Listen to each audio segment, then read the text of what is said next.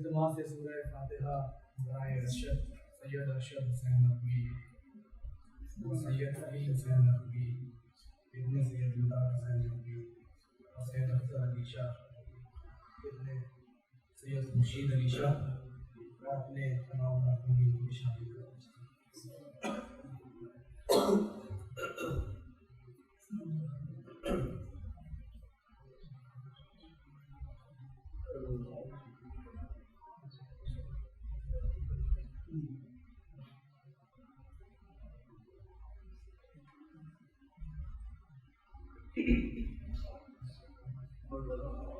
أعوذ بالله من الشيطان اللعين الرجيم بسم الله الرحمن الرحيم الحمد لله الذي لا يبلغ مدحته القائلون ولا يحصي نعماء العادون ولا يؤدي حقه المجتهدون الذي لا يدركه بعد الهمم ولا يناله غوص الفطن الذي ليس لصفته حد محدود ولا نعت موجود ولا وقت معدود ولا أجل ممدود فطر الخلائق بقدرته ونشر الرياح برحمته وصل على جميع الأنبياء والمرسلين سيما خاتمهم وأفضلهم سيدنا وسيد الكونين جد الحسن والحسين عني بالقاسم مصطفى محمد اللهم صل على محمد وآل محمد وصل على أهل بيته الطيبين الطاهرين المعصومين المنتجبين ولعن الداعم على أعدائهم إلى يوم الدين وأما بعد فقد قال الله تبارك وتعالى في كتاب المجيد والفرقان الحميد بسم الله الرحمن الرحيم والعصر إن الإنسان لفي خسر إلا الذين آمنوا وعملوا الصالحات وتواصوا بالحق وتواصوا بالصبر اللهم صل على محمد وآل محمد۔ شکر اور سپاس اس پروردگار کے لیے کہ جو مشرق سے سورج کو نکالتا ہے اور مغرب میں ڈھالتا ہے، وہ خدا جو یتیموں کو بھی پالتا ہے، اور اس کا درود خاص ہے اس کے بندگان خاص محمد و آل محمد۔ اللہم صل علی محمد و آل محمد۔ قرآن کا ظاہر مختصر سا سورہ جو اکثر مومنوں کو حفظ ہے وہ ہے سورہ عصر۔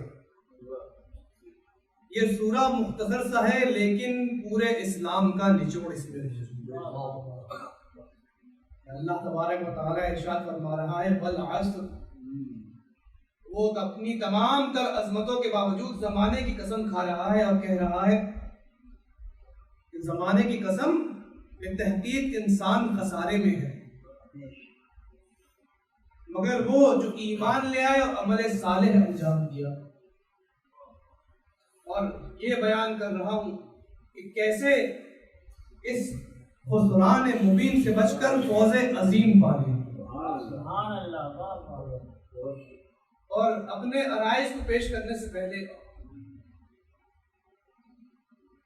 مختلف علماء سے استفادہ کیا ہے، میرے اساتید ہیں، مختلف کتابیں ہیں، اور میں ان مباحث کو بہت نچوڑ کر پیش کر رہا ہوں۔ ممکن ہے کوئی 10-15 کتابیں ہوں تو ان مباحث کو تفصیل سے بیان کرنا یہاں ممکن نہیں ہے۔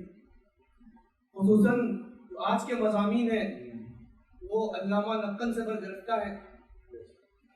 ان علماء کی جو جا چکے ہیں دنیا سے، ان کی درجات کی بلندی کے لیے ایک بار درود پڑھ لو۔ اللہم صل علی محمد و آل محمد۔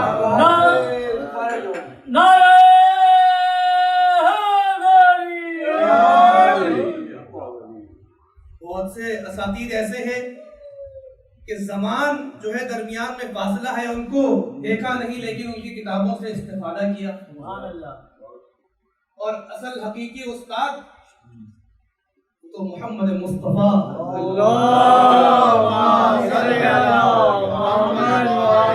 علی مرتضیٰ ہیں. نہ صرف استاد ہیں بلکہ خود فرماتے ہیں انا وعلی ابواہ هذه الامہ، کہ میں اور علی اس امت کے باپ ہیں. سبحان اللہ. تو ان کی عظمت ہے. اب اگر کوئی اس بات سے منہ پھیر لے تو وہ خود بے حسب و بے نسب ہو جائے. مولا علی کی ذات پر ایک درود ختم کریں. اللہم صلی علی محمد وعلی محمد. فوز عظیم تک پہنچنا ہے اور خسران مبین سے بچنا ہے. اس کے لیے جاننا ضروری ہوا کہ ایمان کیا ہے، تبھی تو اس کو حاصل کیا جائے. اور وہ ایمان کیا ہے، اس کے لیے قرآن سے رجوع کیا اور مختلف آیتیں پڑھتے رہے کہ وہ امر قلبی ہے، وہ علم سے جدا ہے لیکن علم سے متصل ہے. وہ تو العلم والایمان، وہ عمل سے متصل ہے لیکن مفہوماً جدا ہے. اور ایمان بالباطل بھی ہو سکتا ہے، ایمان بالحق بھی ہو سکتا ہے. قرآن نے کہا الذین آمنوا بالباطل، جو باطل پر ایمان لے آئے اور جو حق پر ایمان لے آئے. اور معلوم ہوا کہ یہ ایک تدریجی اور مستقل جاری رہنے والا عمل ہے. اس کے درجات ہیں اور ایمان میں اضافہ ہوتا چلے جاتا ہے اگر انسان محنت کرتے رہے. والذین آمنوا، اے ایمان لانے والوں ایمان لے آؤ. یعنی ایمان تو رکھتے ہیں نہیں، ابھی درجات رہتے ہیں. تم ابھی رسول خدا پر ایمان لائے تھے، اب جب انہوں نے غدیر میں کہہ دیا من کنت مولا ہو بعد علی مولا، تو ایمان لے آؤ. نعرہ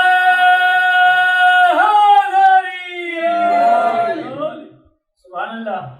معلوم ہوا کہ ایمان باطل پر بھی ہو سکتا ہے، حق پر بھی ہو سکتا ہے. اور بچپن سے جو ہم سیکھتے آئے ہیں ہم نے اس پہ تدبر اور تفکر نہیں کیا. ممکن ہے باطل اور حق مکس ہو گیا ہو، تو نظر ثانی کریں، ایک بار تحقیق کریں. اور آپ بزرگان سب جانتے ہیں اصول دین کے اندر تقلید نہیں ہوتی، تقلید حرام ہے. تقلید ہے فروع دین میں. اصول دین پر تفکر کرنا ہے، تدبر کرنا ہے. یہی تو وہ جڑیں ہیں جس کو آپ نے سوچ کے سمجھ کے اپنانا ہے. اور یہ جب حق ہوگی تو فروع دین خود ہی آسان ہوتے چلے جائیں گے.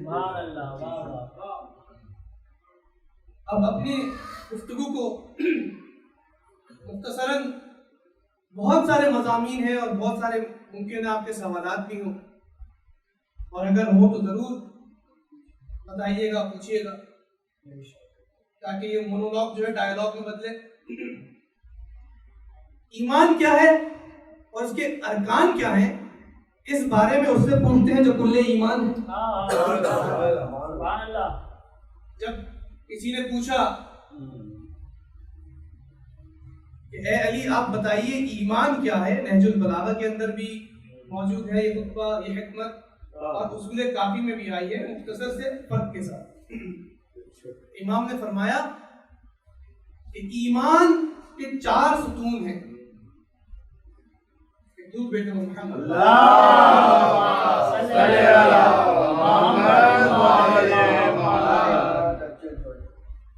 ایمان کے 4 ستون ہیں. پہلا ستون صبر ہے، دوسرا ستون یقین ہے، اور تیسرا ستون عدل ہے، چوتھا ستون جہاد ہے.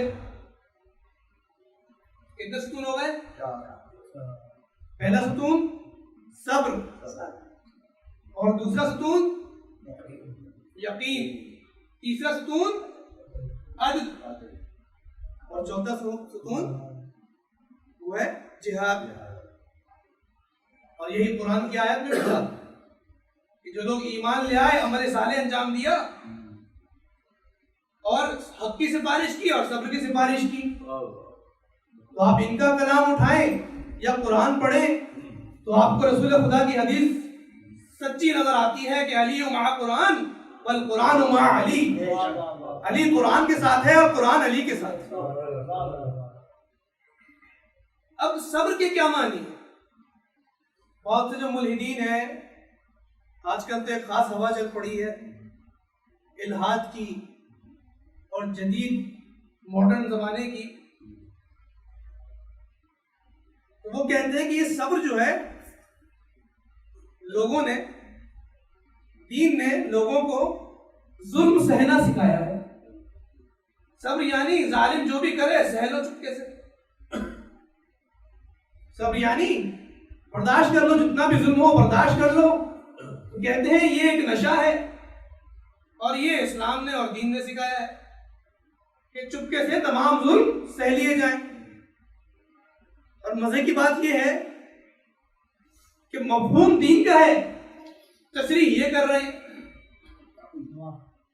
مفہوم اگر کسی کا ہے، کوئی کانسیپٹ اگر کوئی دے رہا ہے، آپ کانسیپٹ دے رہے ہیں، آپ کانسیپٹ دے رہے ہیں، تو آپ بتائیں گے نہیں کانسیپٹ کیا ہے. مفہوم آپ دے رہے ہیں، کانسیپٹ آپ دے رہے ہیں، اور تشریح میں کروں کہ آپ کا یہ مطلب ہے. اس سے مجلس آپ برپا کرتے ہیں، میں کہوں مجلس سے یہ مطلب ہے. تو جس کا جو مفہوم دے رہا ہے، کانسیپٹ دے رہا ہے، وہی تو بیان کرے گا تشریح کیا ہے اس کی. اپنی منمانی تشریح کر کر اس کو رد کر دینا یہ کہاں کی عقل مندی ہے. تو اب تشریح یہ کی کہ صبر یعنی چپکے سے ظلم کو سہ لینا. توجہ ہے. اب ہم ذرا قرآن کی طرف رجوع کریں کہ بھائی کانسیپٹ تو دین کا ہے، تو دین کیا کہتا ہے اس بارے میں. تو دلچسپ بات جو نظر آتی ہے سورہ بقرہ کی آیت نمبر 149، اس میں اللہ تبارک و تعالی وہاں پہ ارشاد ہو رہا ہے کہ جب طالوت اور جالوت کی جنگ ہوئی اور حضرت طالوت اپنے لوگوں کو لے کر پہنچے تو ان کی تعداد بہت کم تھی اور جو باطل پر تھے ان کی تعداد زیادہ تھی. اب یہاں پر لوگوں نے کہا، وہاں پر قرآن نقل کر رہے ہیں کم من فئۃ قلیلۃ غلبت فئۃ کثیرۃ، کہ اکثر اوقات ایسا ہوتا ہے کہ چھوٹا گروہ بڑے گروہ پر غالب آ جاتا ہے. جنگ بدر آپ کے سامنے ہے کہ چھوٹا گروہ بڑے گروہ پر غالب آ جاتا ہے اذن اللہ، اللہ کے اذن سے. واللہ مع الصابرین، اور اللہ صبر کرنے والوں کے ساتھ ہے. اب سوال یہ ہے کہ میدان جہاد کی بات ہو رہی ہے اور صبر کی بات ہو رہی ہے، تو یہاں پر صبر کے کیا معنی ہے؟ کہ چپکے سے ظلم کو سہ لو، تلوار آئی تو گردن آگے بڑھا دو، نیزہ آیا تو سینہ آگے کر دو، اس بازو پر ضرب لگی تو دوسرا بازو آگے بڑھا دو. کیا صبر کے یہ معنی ہے؟ کیا یہ معنی معقول بنتے ہیں؟ یا پھر دوسری آیت کے اندر سورہ انفال میں خداوند تبارک و تعالی ارشاد فرماتا ہے یا ایھا النبی، اے نبی، حرض المؤمنین علی القتال. اب وہاں تو ممکن ہے لوگ کہیں کہ جہاد سے مراد میدان سعی و کوشش ہے، لیکن یہاں پر قتال کا لفظ استعمال ہوا ہے. اے نبی، لوگوں کو قتال کی ترغیب دلائے میدان جہاد میں. اور آگے فرما رہا ہے ان یکم منکم 20 صابرون یغلبوا 200، کہ اگر تم میں سے 20 ہوں گے تو ان کے 200 پر غالب آ جائیں گے. اگر تم میں سے 20 صبر کرنے والے ہوں گے تو ان کے 20 پر غالب آ جائیں گے. اور یکم منکم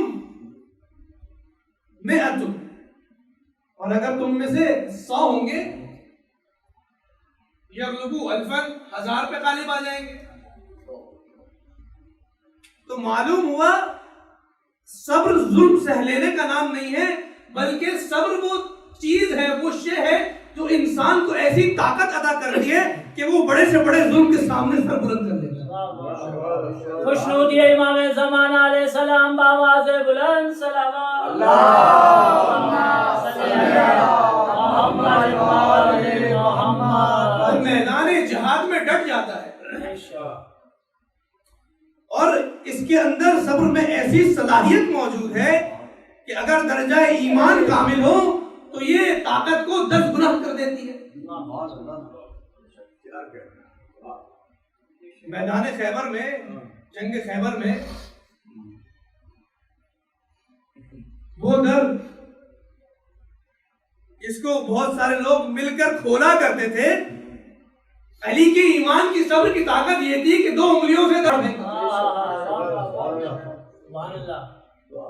معلوم ہوا کہ صبر ظلم کو سہ لینے کا نام نہیں ہے، بلکہ ایسی طاقت ہے کہ جو آپ کی قوت کو 10 گنا زیادہ کر دیتی ہے. توجہ ہے؟ بیدار ہیں آپ لوگ؟ نیند آ رہی ہے؟ نعرہ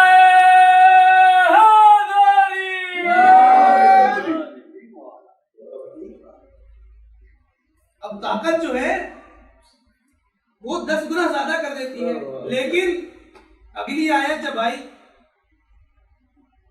تو وہ ترتیب نزول کے ساتھ ساری آیتیں ایک ساتھ تو نہیں آئی تھی، آیت آتی تھی پھر کوئی واقعہ ہوتا تھا. تو جب اللہ نے دیکھا کہ میدان احد میں لوگوں نے کمزوری دکھائی تو کہا الآن خفف لکم، اللہ نے تم لوگوں کو تخفیف دے دی اور کہا کہ اب تم میں سے، کیونکہ تمہارے اندر کمزوری پائی جاتی ہے، اگر 10 ہوں گے تو وہ 20 پر غالب آ جائیں گے، اور 100 ہوں گے تو وہ 200 پہ غالب آ جائیں گے، 200 پہ غالب آ جائیں گے. ایک آیت میں کہا کہ کیونکہ یہ قوم جو کافر ہے لا یفقہون، یہ بصیرت ایمانی سے عاری ہے. اور دوسری آیت کے تتمے میں کہا واللہ مع الصابرین، کہ اللہ صبر کرنے والوں کے ساتھ ہے. تو معلوم ہوا کہ کمزوری اللہ نے جب ان کی جانچ لی، جو مادی کمزوری ہے وہ تو پہلے ہی آیا تھی، تو ادھر زیادہ تھے ادھر کم تھے. اب جو یہ کمزوری کی بات ہو رہی ہے یہ ایمان میں کمزوری کی ہے. اب اللہ یہ فرما رہا ہے کہ کم سے کم 10 گنا کا مقابلہ نہ کر سکو، ایمان میں یہ طاقت تو ہے کہ 2 گنا دگنے کے مقابلے میں آ جاؤ. اب یہاں پر کیا یہ معقول ہے کہ میدان جنگ میں صبر کی بات ہو رہی ہے اور جدید زمانے کے کچھ ملحدین نے یہ معنی کر دیے کہ ظلم کو سہ لینے کا نام ہے؟ توجہ ہے؟ کیا یہ معقول ہے؟ قرآن تو نازل ہی اس لیے ہوا ہے عقل مندوں کے لیے. بار بار کہتا ہے لعلکم تفکرون، لعلکم تعقلون. توجہ سوچتے نہیں، تدبر نہیں کرتے، تو بس معلوم ہوا خالی کتاب ہی کافی نہیں ہوتی، کم سے کم عقل تو چاہیے ہوتی ہے. ایک درود بھیج دو محمد.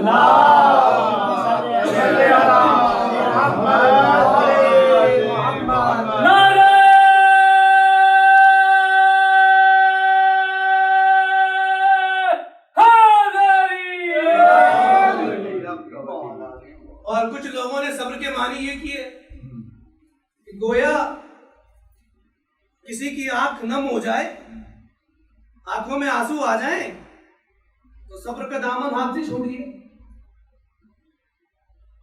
یہ معنی کیا. کیا یہ معنی بھی میدان جنگ میں پورے اترتے ہیں کہ آنکھیں نم نہیں ہونی چاہیے، کہ ہنستے ہوئے میدان چھوڑ کے بھاگ جانا چاہیے؟ کیا یہ معنی ہے؟ اب ذرا ایک اور مقام دیکھ لیں صبر سمجھنے کے لیے کہ جب کوئی مصیبت نازل ہوئی، باپ کا سایہ سر سے اٹھ گیا، بھائی تنہا چھوڑ گیا، بیٹا داغے مفارقت دے گیا، اب یہاں پر کیا کریں؟ وہ صبر کے جو معنی کیے تھے، صبر جو ہے وہ چپکے سے سہ لینے کا نام ہے اور ان کے نزدیک یہ برا ہے، تو یہاں پر کیا کریں گے؟ بتائیے، چپکے سے سہیں گے نہیں تو کیا کریں گے؟ کیا اس کے سامنے سلطنت الہی کے سامنے علم بغاوت بلند کریں گے؟ اگر سہیں گے نہیں تحمل نہیں کریں گے تو کیا کریں گے؟ اور آج تو بغاوت کی یہ ہوا چل پڑی ہے، اور اگر آپ اتنے ہی بغاوت سلطنت الہی ہیں تو ایک کام کیجئے، جب وہ بھیجے تو آئیے نہیں، اور جب وہ بلائے تو جائیے نہیں۔ چلے پہلے تو آپ باغی نہ تھے جب دنیا میں آئے، اب تو باغی ہو گئے، اب جب وہ بلائے تو جائیے نہیں۔ تو سلطنت الہی کے سامنے تو سر جھکانا ہی ہے، وہاں تو بغاوت کر کے اپنا ہی نقصان ہونا ہے۔ تو اب یہاں پر صبر کے کیا معنی ہے؟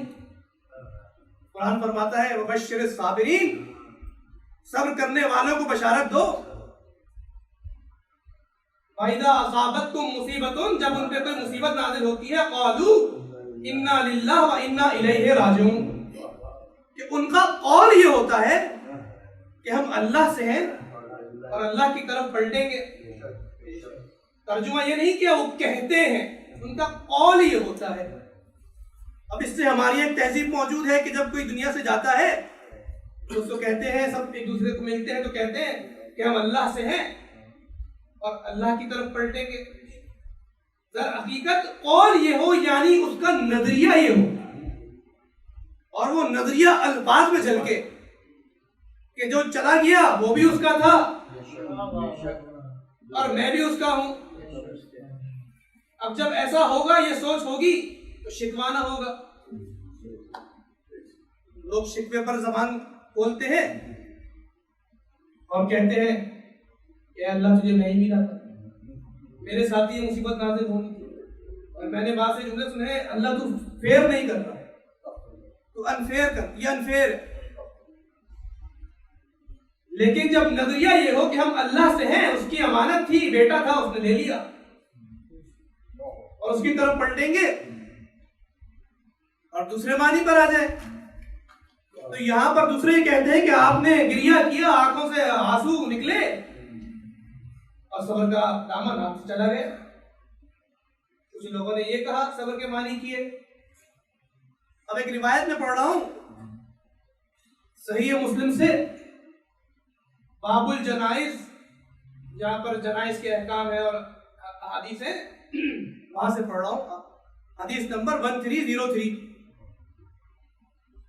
اور روایات کی جو ہماری مستند کتابیں ہیں اس میں تو موجود ہے ہی، لیکن صحیح مسلم سے اس لیے بیان کر رہا ہوں کہ شاید کوئی صحیح مسلم بن جائے۔ اس میں موجود ہے کہ رسول خدا کے بیٹے کا جب انتقال ہوا، رسول خدا کی اولاد کا انتقال ہو جاتا تھا کم عمری میں، کم سنی میں، اس لیے لوگ ابتر کہتے تھے۔ تو رسول خدا کے زانو پر بیٹے کا سر تھا جو وفات پا چکے تھے، اور رسول خدا کی آنکھوں میں آنسو تھے، گریہ فرما رہے تھے۔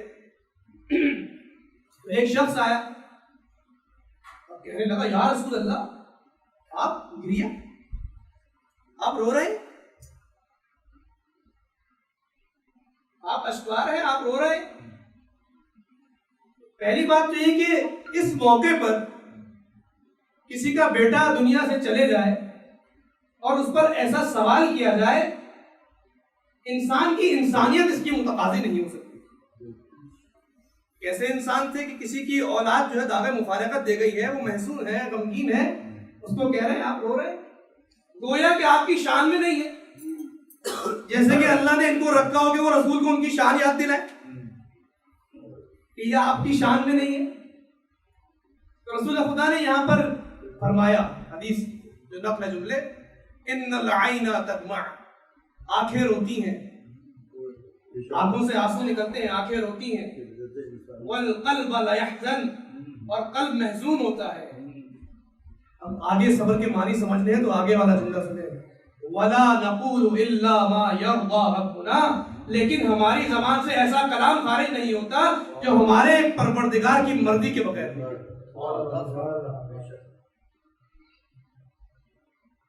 آنکھوں میں آنسو ہوتے ہیں، دل محزون ہوتا ہے، لیکن کوئی ایسی بات نہیں کرتے جو شکوہ ہو پروردگار سے، بلکہ اس کی رضایت میں راضی ہیں۔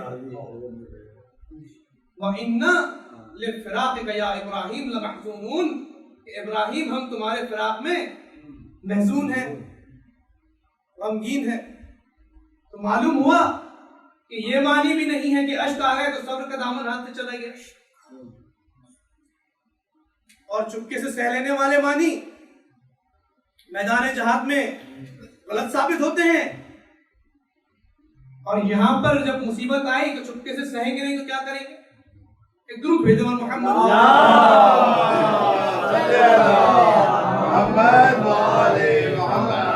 نعرہ حیدری۔ اب ایک اور مقام دیکھ لیتے ہیں صبر سمجھنے کے لیے۔ آپ کے صبر کا بھی امتحان ہو رہا ہے کہ کب تک آپ سنتے ہیں، کب تک برداشت کرتے ہیں۔ تیسرا مقام صبر کا مفہوم ایسا ہے کہ پوری شریعت اس میں داخل ہے۔ شریعت کے اندر جو احکام ہیں وہ دو صورت سے خارج نہیں ہے، یا وہ صبر علی المکروہ ہے یا وہ صبر عن المحبوب ہے۔ یعنی کیا مطلب ہے اس کا؟ یعنی جو ناگوارائے طبیعت انسانی ہے، جو انسان پسند نہیں کرتا، شریعت کہہ رہی ہے وہ اپنا لو۔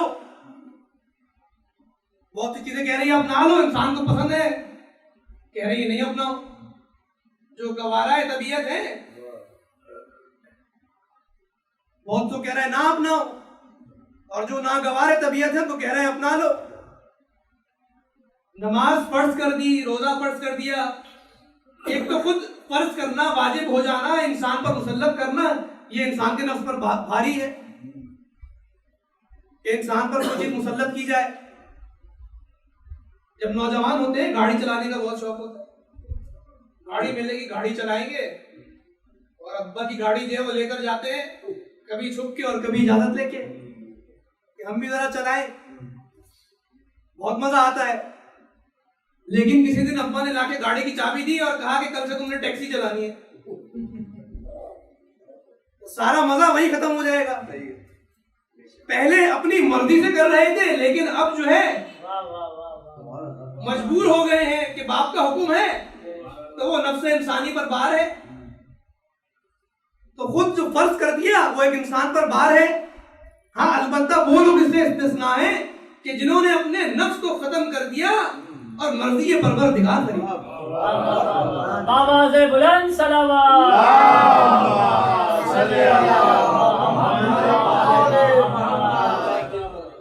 جو ناگوارہ طبیعت ہے وہ اپنانا پڑ رہا ہے کیونکہ فرمان الہی ہے، تو یہ بھی صبر ہے۔ اور جو گوارہ طبیعت تھے، بہت سے کام جو پسند تھے، بہت سا کھانا پینا جو پسند تھا، اللہ نے کہا یہ نہیں کھانا، یہ نہیں پینا،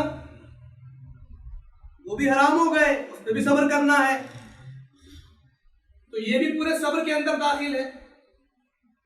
اب مثال کے طور پہ وضو کرنا، گرمیوں میں تو چلو ایک راحت محسوس ہوتی ہے، وضو کیا ٹھنڈک مل گئی، لیکن شدید سردیوں میں صبح کی نماز کے لیے اٹھ کر وضو کرنا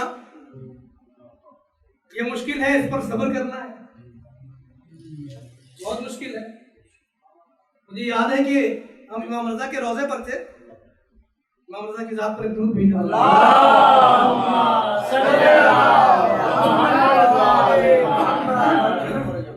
اور منفی درجہ حرارت تھا، برف جمی ہوئی تھی، تو ہمارے دوستوں میں سے ایک دوست کیا، اس نے حوض کی برف توڑی اور وضو کیا۔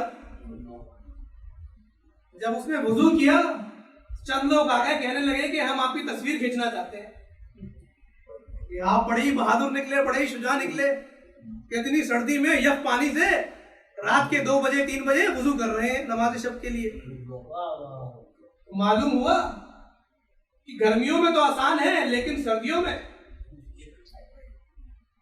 اب اسی طرح روزے پر آ جائیں، سردیوں کے روزے تو آسان ہیں، لیکن گرمی میں پیاس بہت لگتی ہے، شدت پیاس ہے، اور بیابانی علاقوں میں اور زیادہ پیاس لگتی ہے، روزے بھی لمبے ہوتے ہیں۔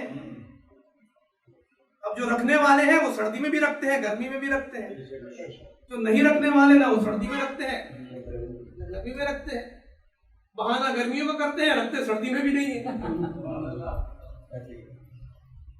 شدت پیاس ہے، روزہ بھی طویل ہے، اور سردیوں کے روزے آسان ہیں۔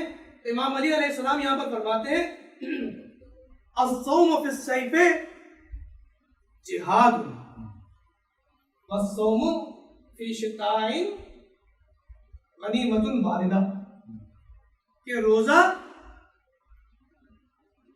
سردیوں میں، گرمیوں میں جہاد کے برابر ہے، اور سردیوں میں غنیمت باردہ ہے۔ گرمیوں میں جہاد کے برابر ہے، یعنی علی جیسا مجاہد بھی اس کو جہاد کہہ رہا ہے، اور سردیوں میں غنیمت باردہ ہے۔ اب مولانا متقیان کا کلام وہ فصاحت و بلاغت جو عربی میں موجود ہے وہ ترجمے میں نہیں آتی۔ جو کہا کہ جو سردیوں کا روزہ غنیمت باردہ ہے، باردہ سردی سے نکلا ہے، ٹھنڈک، ٹھنڈی غنیمت ہے، تو ٹھنڈ کا نام بھی آ گیا سردی کا۔ اور غنیمت کیا ہے؟ غنیمت باردہ کسے کہتے ہیں؟ غنیمت باردہ اسے کہتے ہیں، غنیمت پہلے اسے کہتے ہیں جو جنگ میں حاصل ہوتی ہے، کہ جنگ میں اگر آپ کامیاب ہو گئے اور آپ کو جو مال ملا تو غنیمت کہا جاتا ہے۔ غنیمت باردہ اسے کہتے ہیں کہ وہ غنیمت جو بغیر جنگ لڑے حاصل ہو جائے، جیسے کہ ماشاءاللہ سے صدر اسلام میں بہت سے مجاہدین اسلام کو حاصل ہوتی، جنگ کوئی لڑتے تھے، غنیمت لوٹنے کے لیے کوئی اور آتے تھے۔ تو غنیمت باردہ ہے سردیوں میں روزہ رکھنا، کیونکہ آپ نے کوئی اتنی بڑی جہاد نہیں کیا، کوئی جنگ نہیں کی، کوئی مشکل برداشت، روزے بھی چھوٹے، شدت پیاس بھی کم۔ اب صبر کے کیا معنی ہے جو ان تینوں مفاہیم پر پورے اترے؟ یا تو یہ کہہ دیا جائے کہ صبر کے ہر جگہ پر الگ معنی ہے، تو وہ معنی کیا ہے؟ یعنی صبر مفہوم مشترک لفظی ہے، لفظ ایک ہے، معنی الگ ہے۔ مثال کے طور پر میں کہتا ہوں نیل، تو ایک بار نیل سے آپ معنی لیتے ہیں کہ میرے پیر پہ چوٹ لگی اور نیل پڑ گیا، اور ایک بار آپ دریائے نیل معنی لیتے ہیں، لفظ سیم ہے، معنی الگ ہے، مفہوم الگ ہے۔ اسی طرح صبر جو یہاں پر مختلف مقامات پر آیا ہے، اس کی کیا معنی ہے؟ کیا الگ الگ ہے یا کوئی ایسا جامع مفہوم موجود ہے جو سب پر لاگو ہو جائے؟ اگر وہ بھی نہ ملے تو اس کا مطلب ہم ایسی حقیقت ہے جو ابھی تک سمجھے نہیں ہے۔ اب صبر کی کیا معنی ہے؟ کہ ظلم کو خاموشی سے سہ لینا، یا آنکھیں اشکبار ہو گئی تو یہ صبر کا دامن ہاتھ سے نکل گیا، یعنی نہ رونا صبر ہے، تو یہ ان مصادیق پر تو پورا نہیں اترتا، بلکہ صبر کے معنی یہ ہے، صبر کے معنی یہ ہے کہ جتنی بھی مشکلات آ جائیں تم اپنے مقصد سے غافل نہ ہو، اپنے مقصد کی طرف گامزن رہنا، اور مقصد پر پہنچنے کے لیے جو بھی فرائض ہے اس کو انجام دیتے رہنا۔ اب اگر میدان جہاد ہو تو مقصد تمہارا قرب الہی ہے اور اسلام کی کامیابی ہے اور رسول کی حفاظت ہے۔ اب جتنی بھی مشکلیں آ جائیں، تلوار آ جائے، نیزے آ جائیں، اپنے مقصد سے پیچھے نہ ہٹنا، رسول کی حفاظت کرنا۔ یہ آ گیا جنگ میں۔ اب اگر کوئی دنیا سے رخصت ہو گیا تو یہاں پر کیسے ہی مفہوم کرتا ہے کہ تمہیں کوئی داغ مفارقت دے گیا، دیکھو اپنے مقصد سے غافل نہ ہونا، انا للہ و انا الیہ راجعون، ہم اللہ کی طرف سے آئے تھے اور اللہ کے پاس جائیں گے۔ مقصد سے غافل نہ ہونا، تمہارا مبدا بھی اللہ ہے، تمہارا مقصد بھی اللہ ہے۔ یہاں پر بھی یہ مفہوم پورا اترتا ہے۔ اور جب عبادات کی بات ہوتی ہے، دیکھو تمہارا مقصد قرب الہی ہے، تمہارا مقصد کمال کی طرف بڑھنا ہے، چاہے نماز ہو، روزہ ہو، شریعت ہو، اطاعت پر صبر کرنا، مکروہ پر صبر کرنا، تاکہ تمہیں قرب حاصل ہو جائے، اس سے پیچھے نہ ہٹنا۔ معلوم ہوا کہ صبر ایک ایسا مفہوم ہے جس میں مقصد سے غافل نہ ہونا۔ اب صبر کے تقاضے میدان جہاد میں جنگ کے ہیں، یہاں سے بھاگ جانا خلاف صبر ہے۔ جہاں پر صبر کے تقاضے اور فریضے برداشت کرنے کے، سہ لینے کے ہیں، وہاں پر علم بغاوت بلند کرنا صبر کے منافی ہے۔ جہاں پر جنگ کا ہے، جہاں پر جہاد ہے، وہاں پر جنگ کرو، اور جہاں پر رسول کہہ رہے صلح کر لو، وہاں پر شک نہ کرو، صلح کرو۔ یہ ہے صبر کے معنی۔ اب جہاں پر جہاد صبر کا تقاضا یہ ہو جہاد کیا جائے، وہاں پر لوگ جو مشورے دیتے رہے، بہت سے لوگ کہتے ہیں کہ اتنے مشورے دیے گئے لیکن سنا نہیں۔ امام حسین کو اتنے مشورے دیے گئے کہ آپ نہ جائیں، اور آپ نے سنا نہیں۔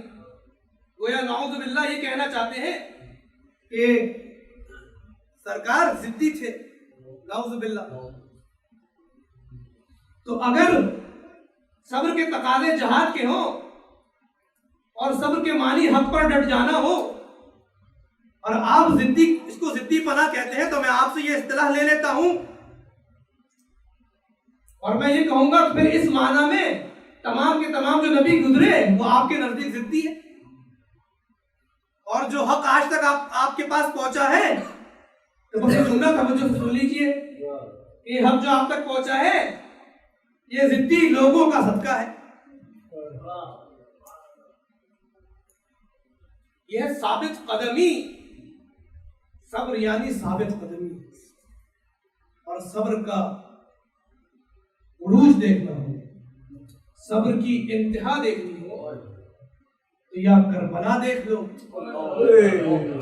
یا شام دیکھ لو،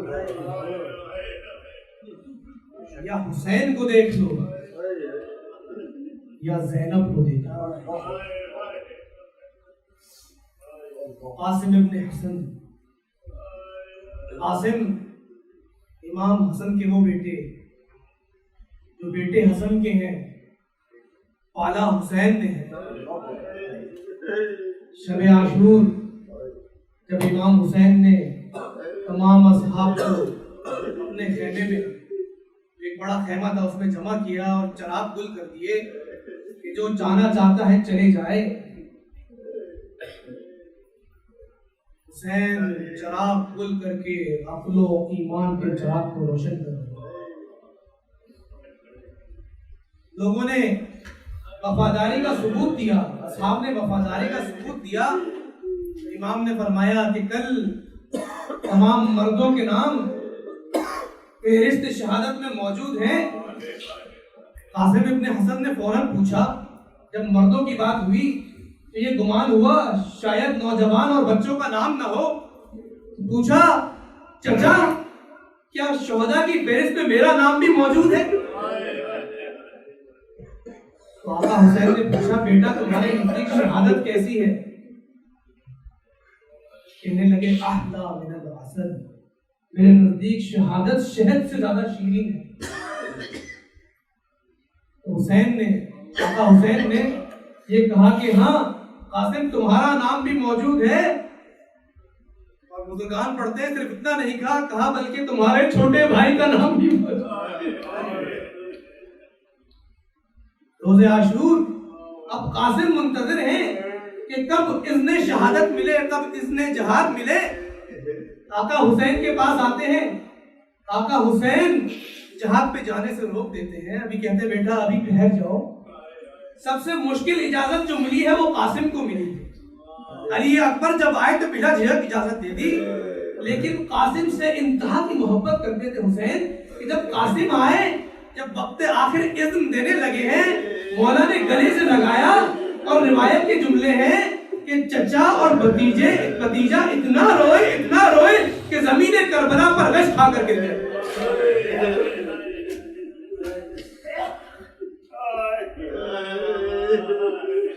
فضل جہاد ملا، قاسم میدان میں آ رہے ہیں۔ حمید بن مسلم روایت کرتا ہے، کہتا ہے مجھے اچھی طرح سے یاد ہے، میں کبھی نہیں بھولتا کہ میں نے دیکھا خیام کی جانب سے، حسین کے لشکر کی جانب سے ایک نوجوان آ رہا ہے جس کے جسم پر زرہ نہیں ہے، کیونکہ قاسم اتنے چھوٹے تھے کہ کوئی زرہ ان کے اندازے کے نہ تھی۔ دیکھا کہ ایک نوجوان آ رہا ہے جس کے جسم پر زرہ نہیں ہے اور اس نے نعلین پہنے ہوئے ہیں، اور میں اچھی طرح سے مجھے یاد ہے کہ اس کے بائیں نعلین کی بند ٹوٹ چکی تھی، اور کہتے ہیں کہ جب وہ گھوڑے پر سوار ہوئے تو ان کے پار رکاب میں نہیں پہنچ رہے تھے، اور یہ نوجوان جب سامنے آیا کہ بدر دجا چاند کی طرح چمکتا ہوا تھا۔ جو نوجوان، جو بچہ دشمن کی نظر میں چاند جیسا ہو،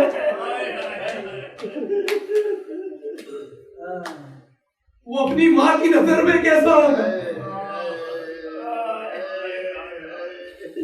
میدان جنگ میں آئے، شجاعت حسنی، شجاعت علوی، اپنے بابا علی کی طرح جہاد کر رہے ہیں، رجس پڑھ رہے ہیں، اتنے میں لوگوں نے گھیر لیا۔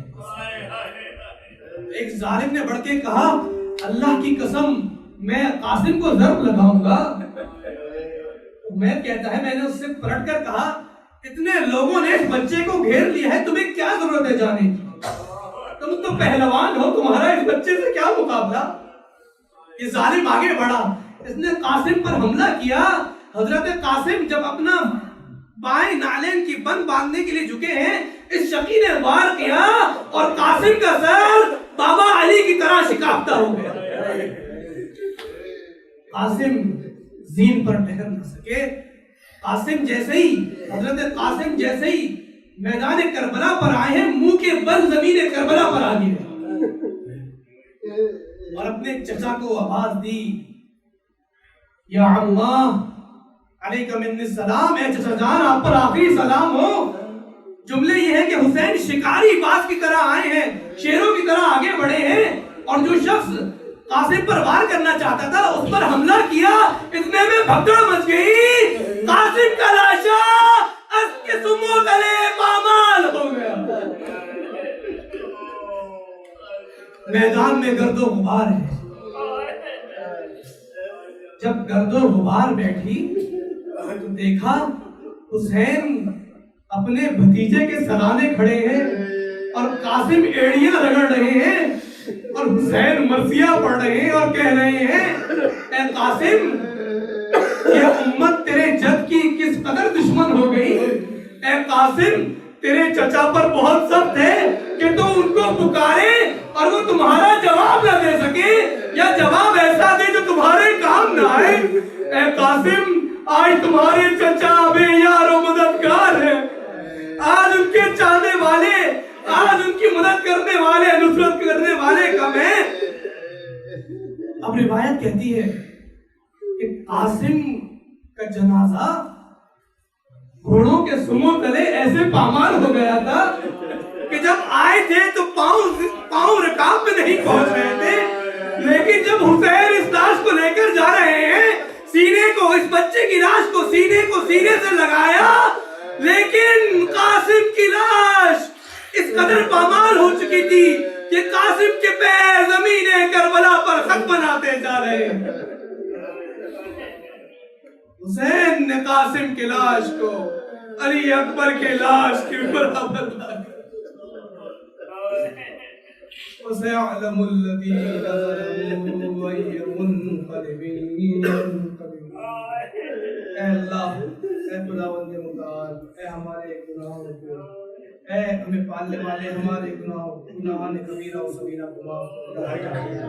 اے اللہ پاکستان کو امن و امان کا گہوارہ بنائیے۔ اے اللہ مراز اعظام کی حفاظت فرمائے۔ اے اللہ مجاہدین اسلام جہاں کہیں بھی ہیں ان کی حفاظت فرمائے۔ اے اللہ ہمیں سیرت اہل بیت پر چلنے کی توفیق عنایت فرمائے۔ اے اللہ امام زمانہ کے ظہور میں تعجیل فرمائے، ہمیں ان کے اعوان و انصار میں قرار دے۔ ہمیں ان کی راہ میں شہادت نصیب فرما برحمتک یا ارحم الراحمین ماتم حسین یا حسین یا حسین یا حسین یا حسین یا حسین یا حسین یا حسین یا حسین یا حسین یا حسین یا حسین یا حسین یا حسین یا حسین یا حسین